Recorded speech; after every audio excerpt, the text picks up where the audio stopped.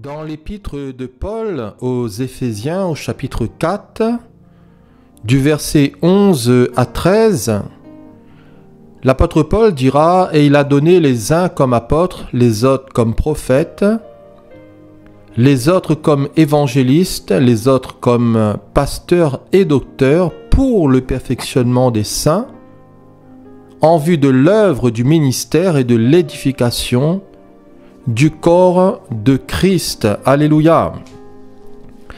Le perfectionnement des saints et la construction du corps de Christ. Vous savez, Dieu travaille à notre perfectionnement. Et dans 1 Pierre chapitre 5 verset 10, il est écrit « Le Dieu de toute grâce qui vous a appelé en Jésus-Christ à sa gloire éternelle, après que vous aurez souffert un peu de temps, vous perfectionnera lui-même, vous affermira, vous fortifiera et vous rendra inébranlable. » Dieu utilise aussi des ministères dons pour notre perfectionnement. Et dans 1 Thessaloniciens 3 verset 10, il est écrit « Nuit et jour, nous le prions avec une extrême ardeur de nous permettre de vous voir et de compléter ce qui manque à votre foi, dira Paul aux Thessaloniciens. » Si Dieu travaille à notre perfectionnement, si Dieu utilise des ministères dons pour notre perfectionnement, nous devons également travailler à notre perfectionnement. Et dans 2 Corinthiens 13, verset 11, il est écrit « Au reste, soyez dans la joie, perfectionnez-vous, consolez-vous, ayez un même sentiment, vivez en paix, et le Dieu d'amour et de paix sera avec vous. » Alléluia. Ce mot perfectionnement est intéressant puisqu'il comporte plusieurs sens et il comporte aussi plusieurs notions.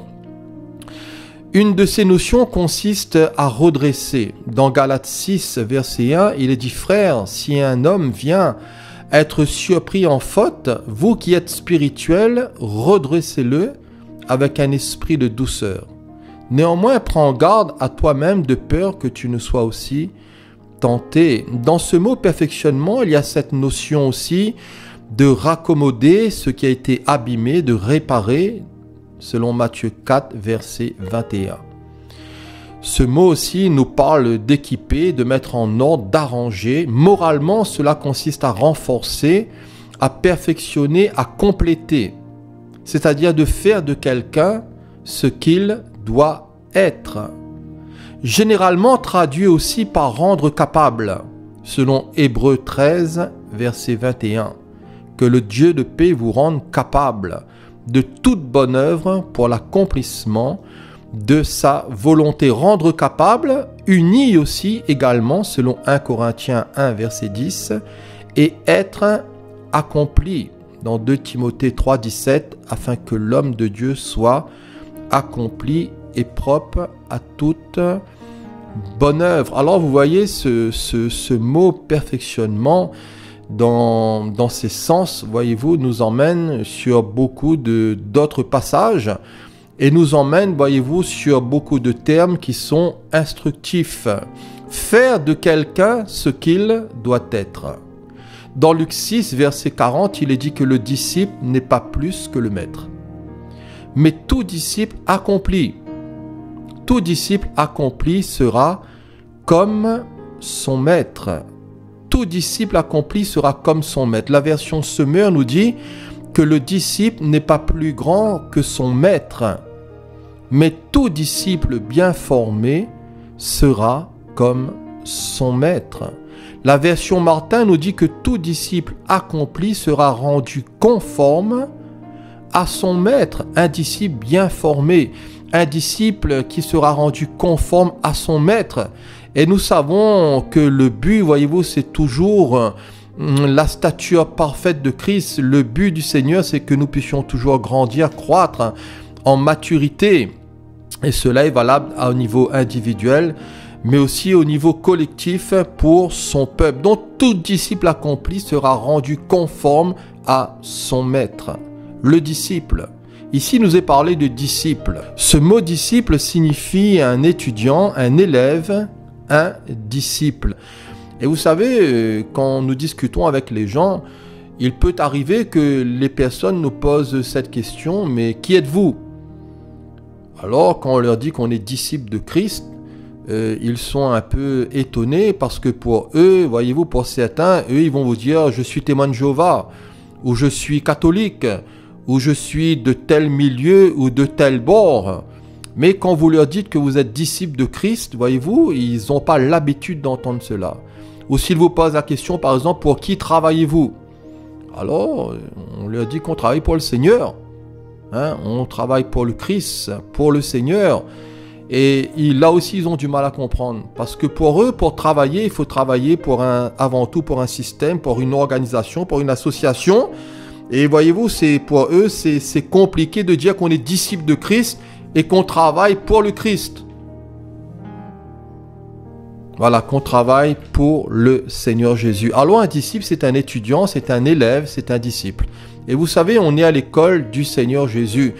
Dans la vie de tous les jours, il y a des gens qui sont aussi des disciples. Vous avez par exemple, certains qui sont les disciples par exemple de Bruce Lee. Voyez-vous, et ils vivent pour Bruce Lee, ils méditent Bruce Lee, ils visionnent les vidéos de Bruce Lee, ils s'inspirent de lui. Voilà, parce que Bruce Lee, c'est un peu comme leur maître, et dans cette discipline, voyez-vous, des arts martiaux, donc ils s'inspirent de lui. D'autres vont s'inspirer par exemple de Johnny Hallyday, et ils vont s'habiller comme Johnny Hallyday, ils vont avoir une moto comme Johnny Hallyday. J'ai vu un reportage dernièrement, et il y a des gens, voyez-vous, ils vivent que pour cela, que pour Johnny Hallyday. C'est leur idole, c'est leur star. Ils s'habillent comme Johnny Hallyday, ils ont la moto comme Johnny Hallyday, ils ont le look de Johnny Hallyday, la coiffure, les bottines, etc., etc. Mais voyez-vous, nous voulons nous inspirer en tant que disciples du Christ Jésus. Et Paul a pu dire, lui, « Soyez mes imitateurs, comme je le suis moi-même de Christ », selon 1 Corinthiens 11, verset 1.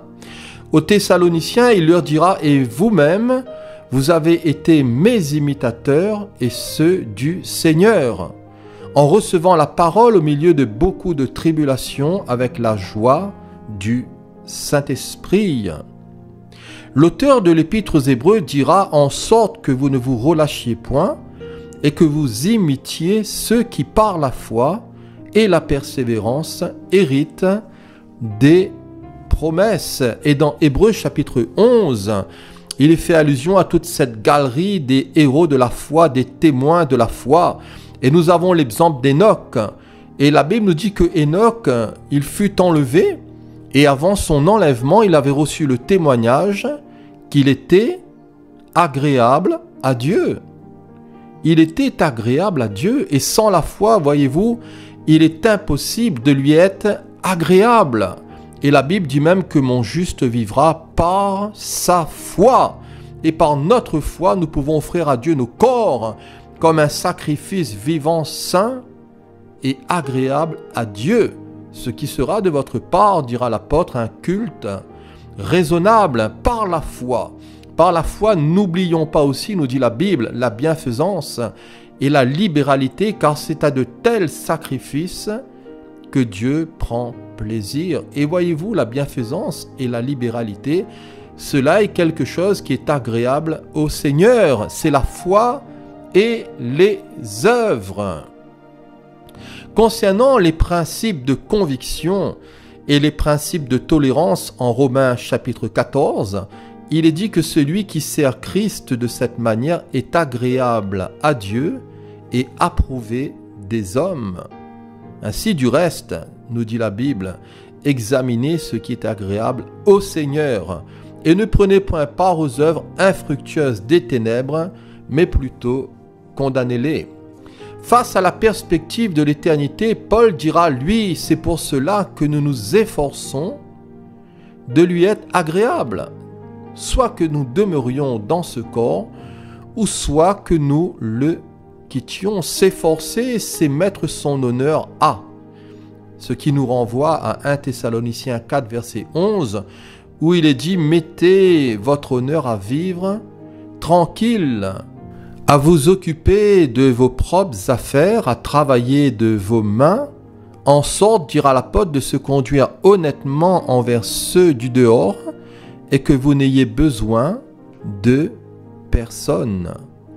Dans cette galerie ici des héros de la foi, il y a aussi Abel, Noé, Abraham, qui lors de sa vocation obéit est parti. Il y a Sarah, Isaac, Jacob, Joseph, Moïse, Rahab aussi la prostituée, Gédéon, Barak, Samson, Jephthé, David, Samuel, les prophètes et bien d'autres, voyez-vous, héros et témoins de foi qui ne sont pas mentionnés ici, mais qui ont bien et bel existé. Tout disciple accompli sera rendu conforme à son maître. L'apôtre Jean dira, celui qui dit qu'il demeure en lui doit marcher aussi comme il a marché lui-même. Et quiconque a cette espérance en lui se purifie comme lui-même est pur. Demeurer en lui, marcher en lui, se purifier en lui, vivre en lui. Voilà, voyez-vous, la vie du disciple. Et dans l'évangile de Jean, au chapitre 15, Jésus dira, je suis le vrai cep et mon Père est le vigneron.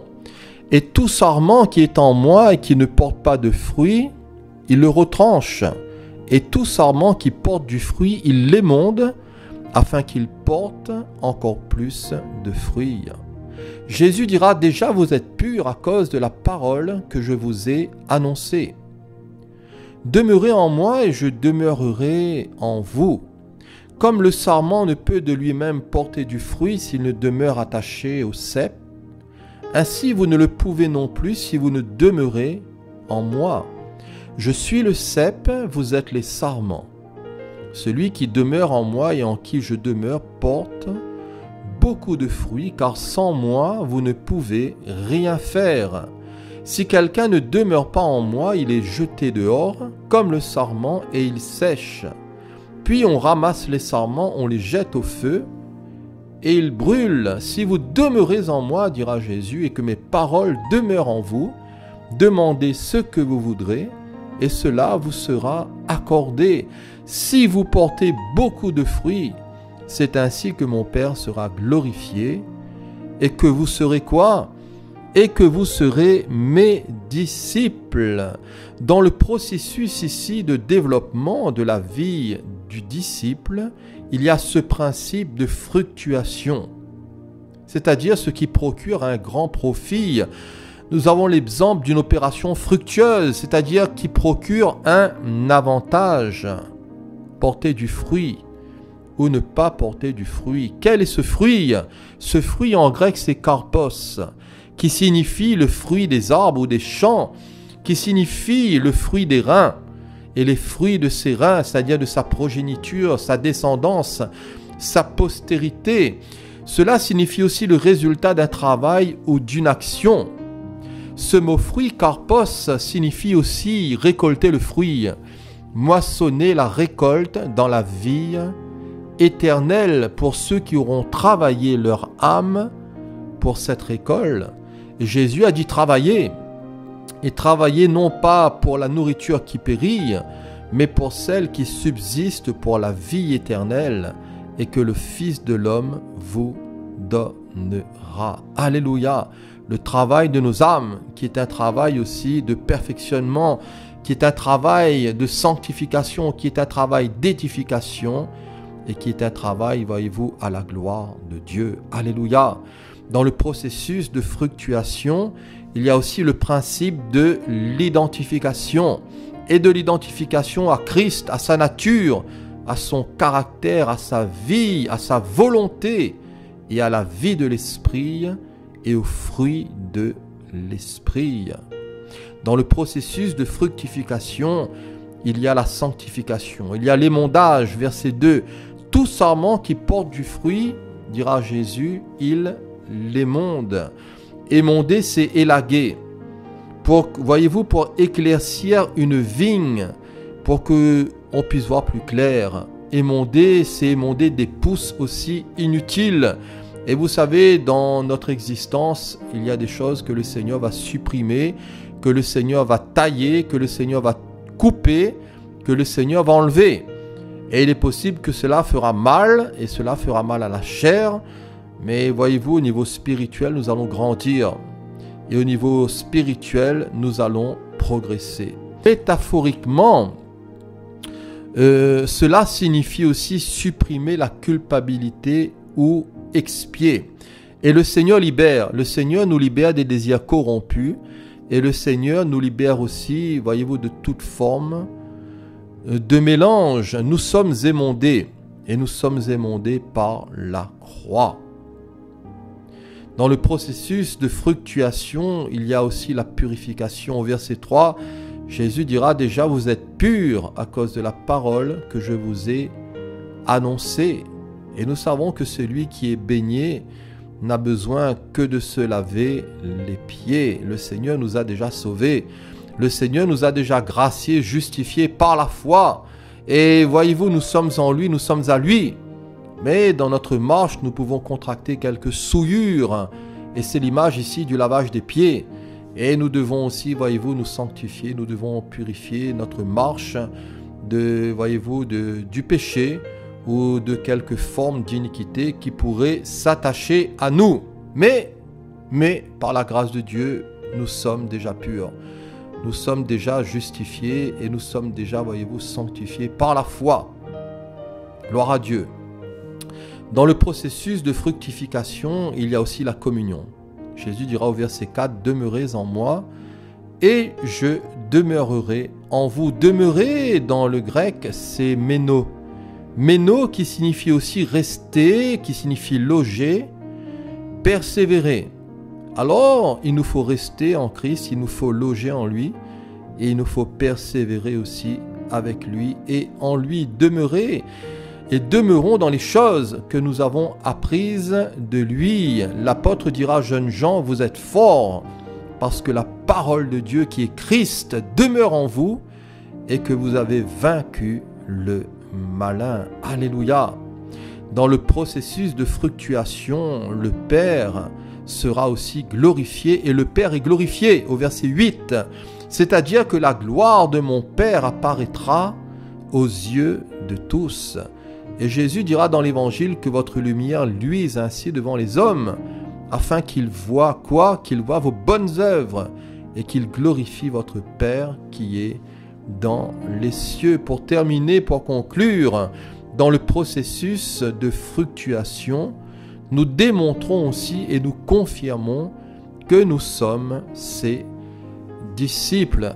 Alléluia! Le perfectionnement des saints et la construction du corps de Christ. Voyez-vous, c'est le but que le Seigneur poursuit dans son travail de perfectionnement au travers des ministères, au travers aussi de notre responsabilité, parce que voyez-vous, nous ne devons pas tout attendre des autres, mais tout disciple accompli sera comme son maître, il sera bien formé, il sera rendu conforme, voyez-vous, à ce que le Seigneur veut et que le Seigneur nous bénisse. Voilà, que le Seigneur nous accorde sa grâce, qu'il nous entraîne toujours plus loin avec lui, qu'il vous bénisse aussi, chers amis, dans votre foi, dans votre consécration, dans votre marche avec lui.